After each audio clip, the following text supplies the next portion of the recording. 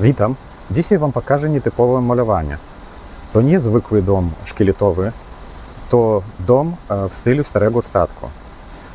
A całe wykończenie jest robione pod ten klimat.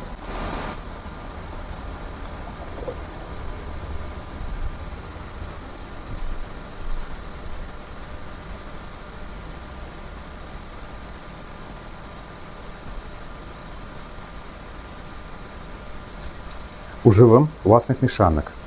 To nie są gotowe farby ze sklepu. Ten efekt nie jest przypadkowy. Chodzi o efekt postarzonego drewna.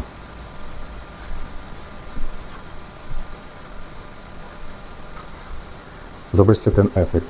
Widać złoty kolor. I co ważne, tutaj nie ma żadnej złotej farby. Ten kolor powstał naturalnie, jako reakcja moich składów z drewnem.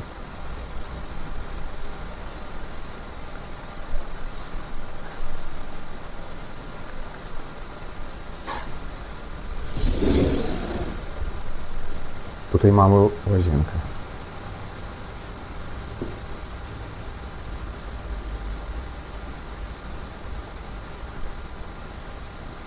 Kupowy sufit wykonany z wióra ofiarowego.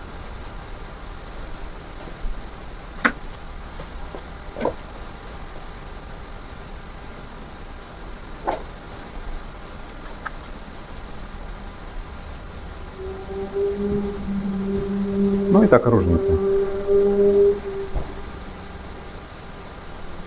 Zwykłe malowanie.